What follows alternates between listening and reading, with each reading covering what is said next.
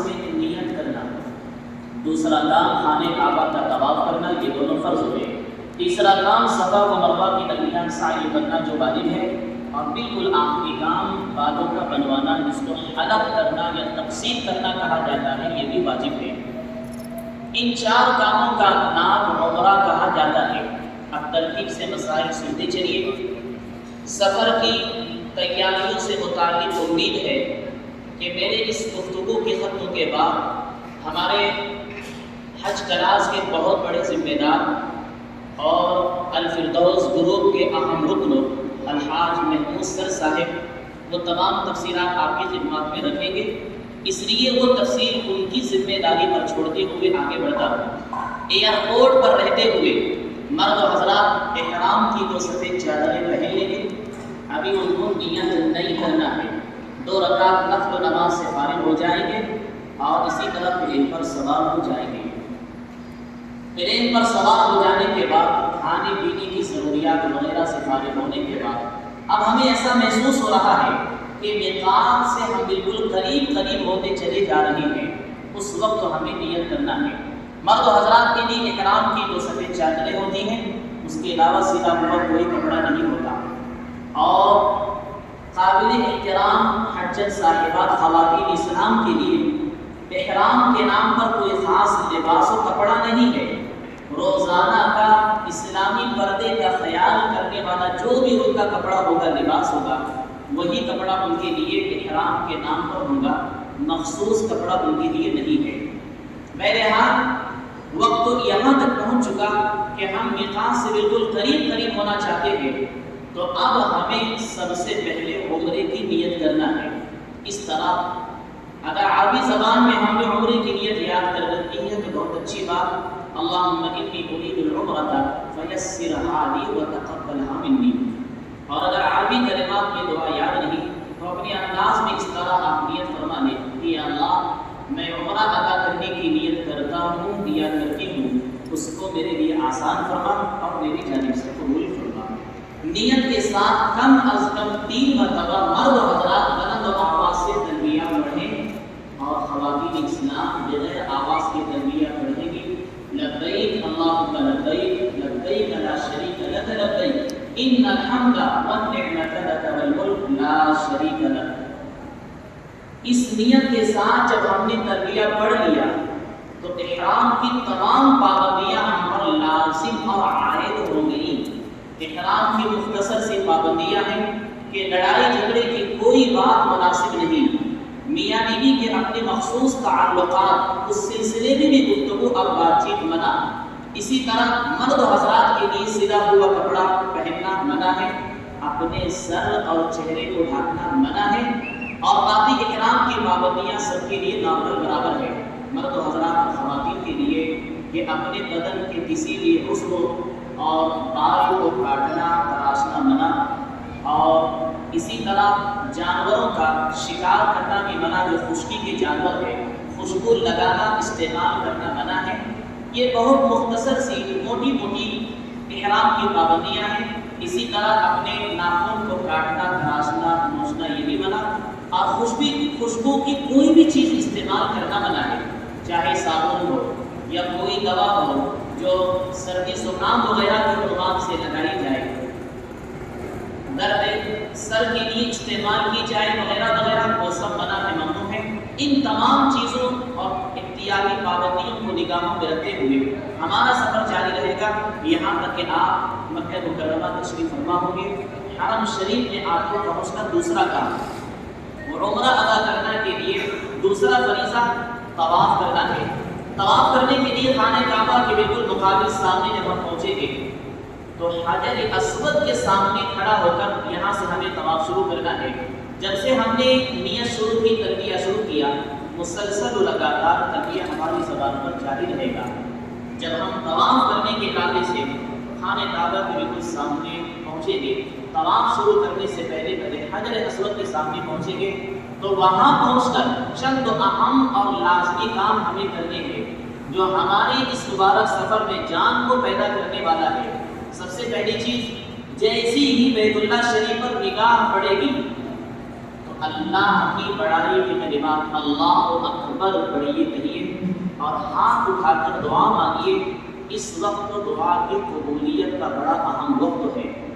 نبی اکرم صلی اللہ علیہ وسلم کی احادیث طیبہ کے ذخیرے میں خوشخبری موجود ہے کہ پہلی نگاہ جب بیت اللہ شریف پر پڑھے عازمین حج اور مبارک عمرے کے ارادے سے آنے والے لوگ جو بھی دعا کریں گے اپنے جائز مقاصد کے لیے اللہ پاک ان کی دعاؤں کو قبول فرمائیں گے. اس وقت جو بھی ہم دعا کریں ایک مبارک جملہ ضرور ہم پڑھنے پہلے وہی ہے کہ یا اللہ آج سے لے کر دنیا کی پوری زندگی کے ختم ہونے تک جائز مقاصد کی جو بھی دعائیں یا اللہ میں آپ سے مانگوں گا کہ اللہ ان تمام دعاؤں کو قبول فرما. دعا کی قبولیت کا یہ سکہ جب ہم نے لے لیا تو انشاءاللہ زندگی پر آپ جو بھی دعا کریں گے دنیا و آخرت کے جائز مقاصد کے لیے اللہ پاک ضرور قبولیت سے نوازیں گے. دعا سے فراغت کے بعد حجر اسود کے بالکل سامنے ہمیں حاضر ہونا ہے اور یہاں پہنچ کر تلبیہ پڑھنا ہمارا قدر ہو جائے گا. پھر اس کے بعد مرد و حضرات کے لیے دو اہم مخصوص کام ہوئے.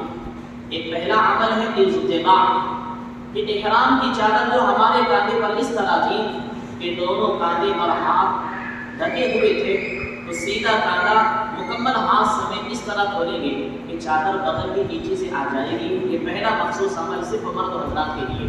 دوسرا مخصوص عمل طواف کے پہلے 3 چکروں میں رمل کرنا ہے.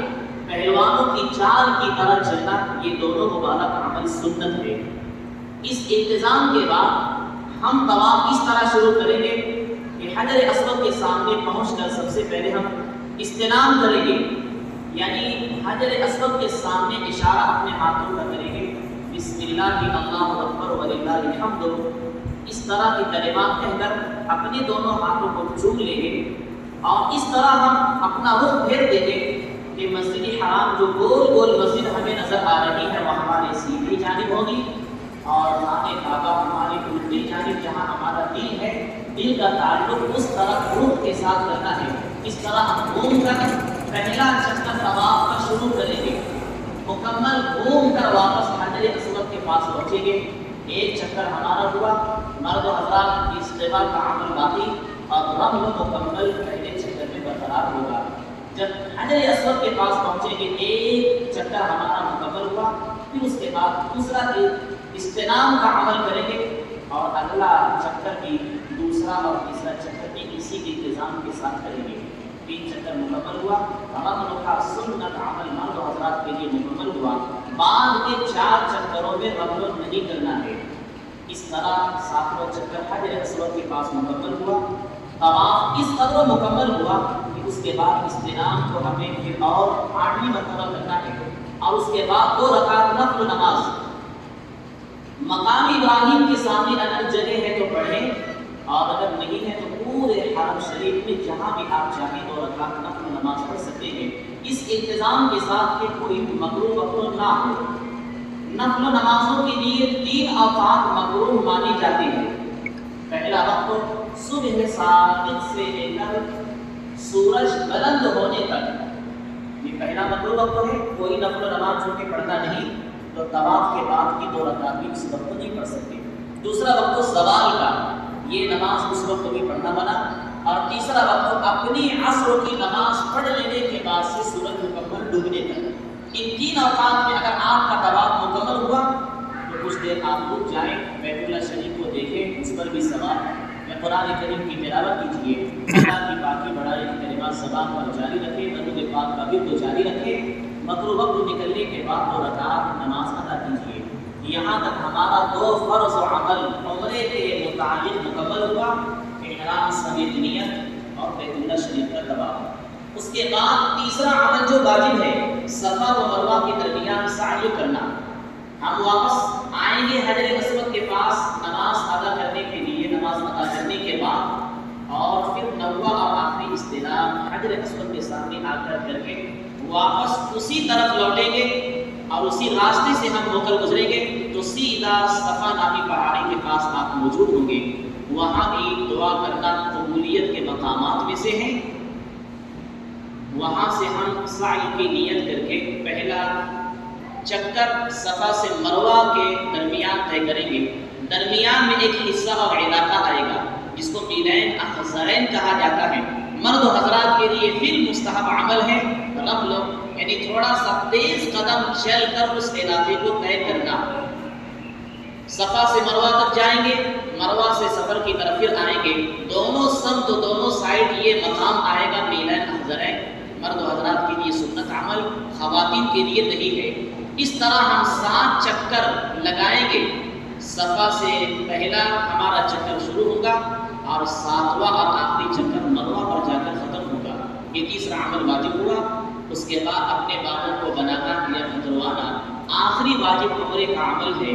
مرد و حضرات حجام اور نائی کی دکانوں پر پہنچ کر جیسے ان کے لیے پسند ہو یا کٹنگ کروائیں یا اپنے بالوں کو مکمل مڑوائیں، لیکن اگر کٹنگ بنانا ہو تو احتیاط رہے کہ بال کا اکثر حصہ چاروں طرف سے کٹنا چاہیے۔ تھوڑا سا معمولی کاٹ لیے یہ کافی نہیں ہوگا، ایک حصے کا تھوڑا سا کاٹ لیے یہ کافی نہیں ہوگا، بال کے چاروں حصوں میں اکثر حصہ کٹنا چاہیے، جس کو تقسیم اور بال کتروانا کہا جاتا ہے، یا پھر مکمل بالوں کو اتروا لیں۔